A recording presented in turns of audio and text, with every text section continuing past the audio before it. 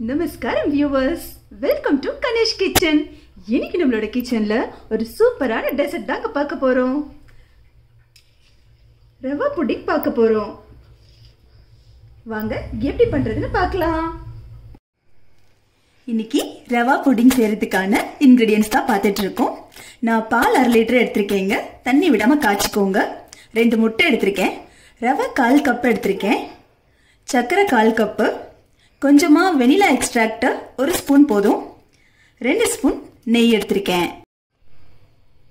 நம்ம முதல்ல சர்க்கரையை கேரமலைஸ் பண்ணிக்கணுங்க.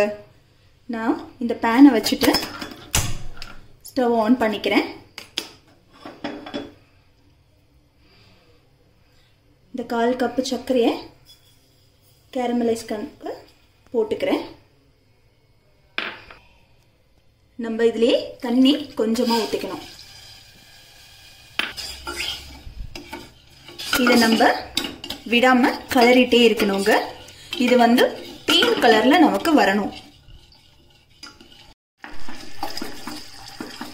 இன்னும் இது நல்லா கேரமலைஸ் ஆகணுங்க.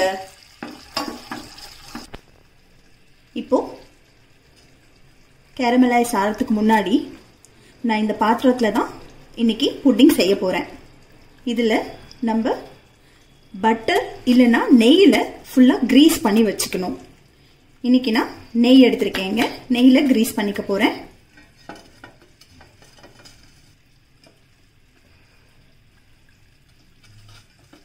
இது நம்ம கிரீஸ் எதுக்கு பண்ணிக்கிறோம்னா புட்டிங் ஒட்டாம வரும்.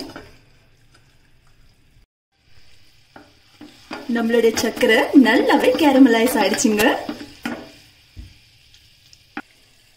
இப்போ உடனே நம்ம இந்த கேரமலைஸ இந்த பாத்திரத்துக்கு மாத்திரணும். இப்போ நம்ம இந்த 2 முட்டை எடுத்திருக்கோம் இல்லையா, இதுல கொஞ்சமா வெனிலா எக்ஸ்ட்ராக்ட் 1 ஸ்பூன் அளவுக்கு விட்டுடணும். இப்போ இதை நல்லா பீட் பண்ணிக்கணும். இப்போ இதை நான் நல்லாவே பீட் பண்ணிட்டேங்க. நீங்க வெஜிடேரியனா இருந்தா முட்டைக்கு பதில் கர்ட் கூட யூஸ் பண்ணிக்கலாம், தயிர் யூஸ் பண்ணிக்கலாம். நான் இல்லை ஏன் வெனிலா எக்ஸ்ட்ராக்ட் ஆட் பண்ணேன்னா அந்த முட்டை ஸ்மெல் வரக்கூடாதுன்றதுக்காக ஆட் பண்ணியிருக்கேன். உங்களுக்கு வேணும்னா ஆட் பண்ணிக்கலாம், இல்லைன்னா ஆட் பண்ண வேண்டாம். இப்போ நான் ஏற்கனவே இந்த 1/2 லிட்டர் பாலை நான் காய்ச்சி எடுத்து வச்சிருக்கேன். மறுபடியும் இதை நம்ம சூடு பண்ணிக்கலாம்.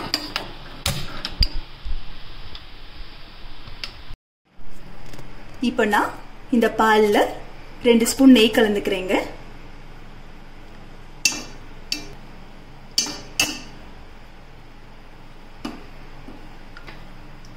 இந்த நெய் நல்லா உருகணும். நெய் நல்லா உருகிடுச்சுங்க. நான் இப்போ சர்க்கரை சேர்த்துக்க போறேன். சர்க்கரை நான் ஒரு 4 ஸ்பூன் சேர்த்துக்க போறேங்க. சின்ன டீஸ்பூன்ல.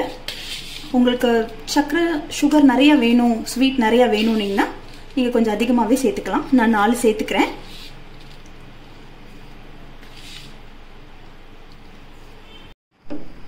இப்போ இது நல்லா கொதிக்க ஆரம்பிச்சிருச்சுங்க.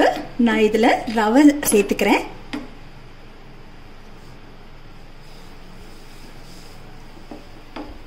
அந்த 1/4 கப்பு ரவையை நான் இதோட சேர்த்துக்கிட்டேன்.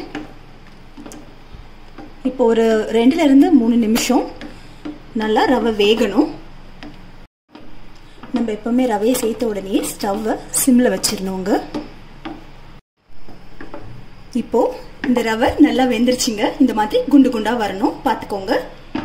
இப்போ ஆஃப் பண்ணிடலாம். இப்போ இது ஒரு 5 நிமிஷம் ஆறணுங்க நல்லா. இப்போ இது 5 நிமிஷம் ஆறிடுச்சுங்க.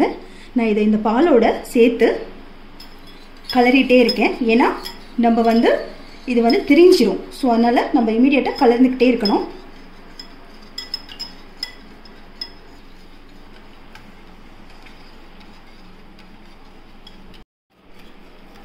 இது இந்த முட்டையோட நம்ம நல்லா கலந்துக்கிட்டே இருக்கணுங்க.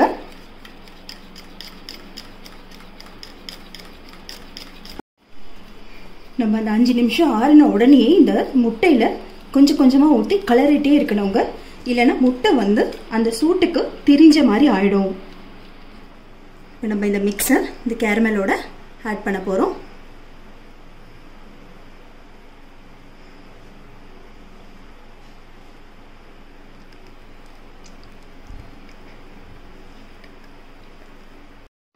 இப்போ நான் ஸ்டவ் பற்ற வச்சுட்டு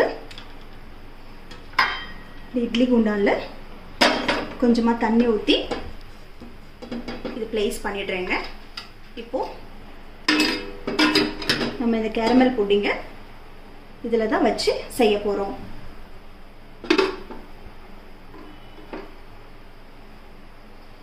இப்போ நம்ம இதை க்ளோஸ் பண்ணிவிட்டு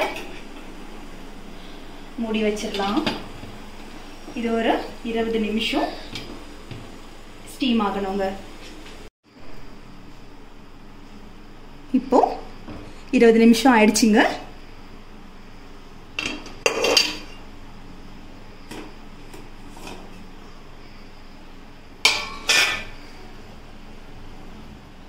இது குக் ஆயிடுச்சா இல்லையான்ட்டு நான் ஒரு சின்ன நைஃப் வச்சு பார்க்குறேன். நல்லாவே குக் ஆயிடுச்சுங்க. ஸ்டவ் ஆஃப் பண்ணிட்டோம். இப்போ இது நம்ம நல்ல சூடு ஆறின பிறகு ஃப்ரீசரில் ஒரு 5 to 10 மினிட்ஸ் வைக்கணும். இப்போ 10 நிமிஷம் ஆயிடுச்சுங்க.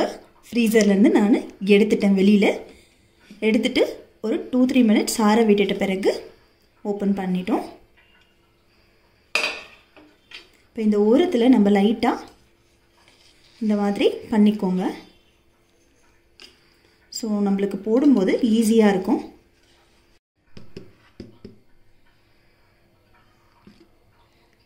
நம்மளுடைய புட்டிங் சூப்பராகவே ரெடி ஆயிடுச்சுங்க. தேங்க்யூ ஃபார் வாட்சிங். எங்களோட சேனல் உங்களுக்கு பிடிச்சிருந்தா லைக் பண்ணுங்கள், ஷேர் பண்ணுங்கள், சப்ஸ்கிரைப் பண்ணுங்கள், கமெண்ட் பண்ணுங்கள். மறக்காமல் அந்த பெல் ஐக்கானை கிளிக் பண்ணிடுங்க.